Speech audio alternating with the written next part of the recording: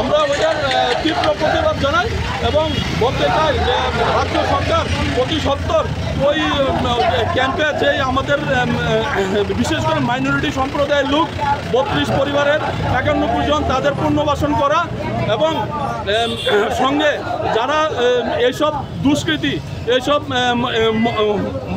মন্দির ভাঙার পেছনে মানুষের বাড়িঘর ভাঙার পেছনে যারা দায়ী তা প্রকৃত দায়ী তাদেরকে শনাক্ত করে আইনের আওতায় এনে ওদেরকে জেলে ভরা, এটা হলো আমাদের দাবি। আর আমাদের দাবি আমরা স্বরাষ্ট্র দপ্তর এবং আমাদের স্বচ্ছ মুখ্যমন্ত্রীর কাছে করতে চাই যে ত্রিপুরা রাজ্যের ইতিহাস আমরা সবাই জানি, আমাদের জন্ম এখানে, আমরা জানি যে ত্রিপুরা রাজ্যে আমাদের হিন্দু মুসলিম আমরা ভাই ভাই, পাহাড়ি বাঙালি আমরা ভাই ভাই, আমাদের সম্প্রীতি যে নষ্ট করতে চাইবে তাদেরকে জেলে ভরা উচিত। এখন একটা সমাজের মধ্যে একটা দুষ্কৃতী দল ওরা চাইছে যে আমাদের সম্প্রীতির মধ্যে ব্যাঘাত করতে, তো আমরা ওটা হতে দেব না। আপনার নাম? আমার নাম মোহাম্মদ শাহ আলম।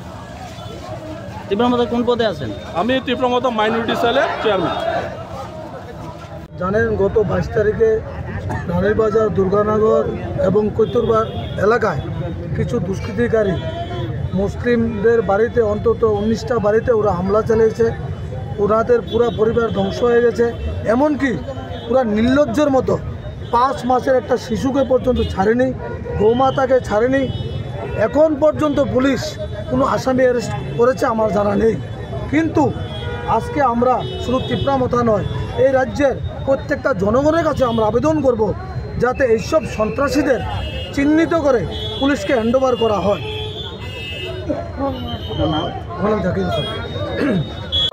ঘটনায় দুটি সাব্যস্তকারীকে অবিলম্বে শাস্তি প্রদান করতে হবে।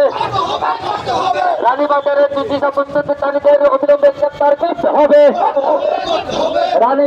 রানীবাজারের ক্ষতিগ্রস্ত পরিবারগুলিকে অবিলম্বে বাসস্থানের ব্যবস্থা করতে হবে। রানীবাজারের ক্ষতিগ্রস্ত পরিবারগুলিকে অবিলম্বে বাসস্থানের ব্যবস্থা করতে হবে।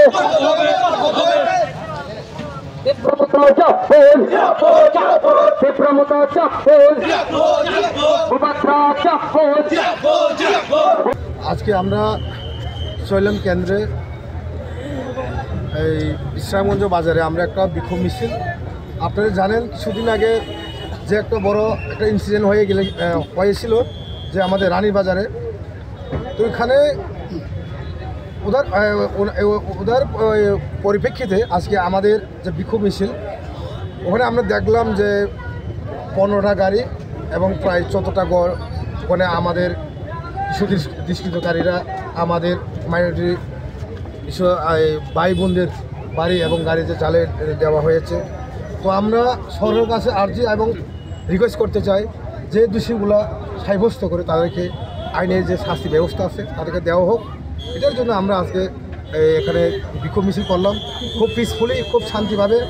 আমাদের পুলিশ প্রশাসন এবং সবাই আমাদেরকে সাপোর্ট করেছিলেন যে পিসফুলিভাবে আমরা আজকে যে বিক্ষোভ মিছিলটা আমরা করেছিলাম।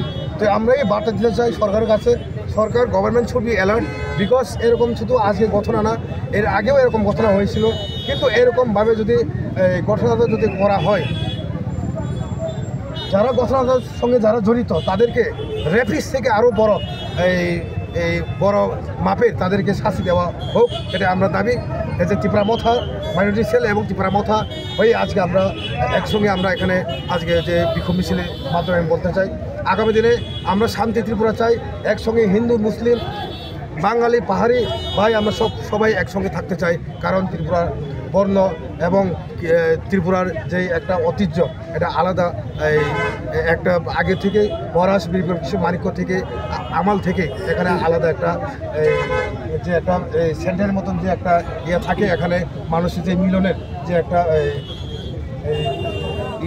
একতা, যে একটা একতা, সেই একতাতে আমরা সেই মহারাজ ত্রিপুরা রাজ্যে সেই স্বাধীন ত্রিপুরা ছিল তখন থেকে যেই হিন্দু মুসলিম পাহাড়ের যে একসঙ্গে থাকতো, সেই 12 বছর যে সংবিধানে মেনে আমরাও আজকে এটাই আমরা গভর্নমেন্টের কাছে বলতে চাই যে আমরা একসঙ্গে সবাই থাকতে চাই। কিন্তু যারা যে কোনো মানুষ, যে কোনো সন্ত্রাসী হোক, যে কোনো হিন্দু ঘরে করুক, যে কোনো ট্রাইবেল ঘরে করুক, যে কোনো মুসলিমের ঘরে সন্ত্রাসী করুক, সন্ত্রাসীকে আমরা সন্ত্রাসী হিসাবে আমরা বেছে দেওয়া দরকার। এটা আইনে ইন্ডিয়ান আইপিসি প্যানেল করতে যে আইনে যা কিছু সাব্যস্ত করা যায়, তাকে যে লোকটা যে ওখানে যে ইনসিডেন্ট করাইছিল সেই লোকটাকে যদি দোষী যদি পাওয়া যান, কিন্তু আমাদের আইনের ব্যবস্থা তাকে অতি সাজা, বড় সাজা দেওয়া হোক, এটা আমরা এই গভর্নমেন্টের কাছে আমরা আস্থা রাখছি। আপনার নাম? আমার নাম বুদ্ধ দেববর্মা, আমি ত্রিপুরামতা ব্লক প্রেসিডেন্ট চললাম।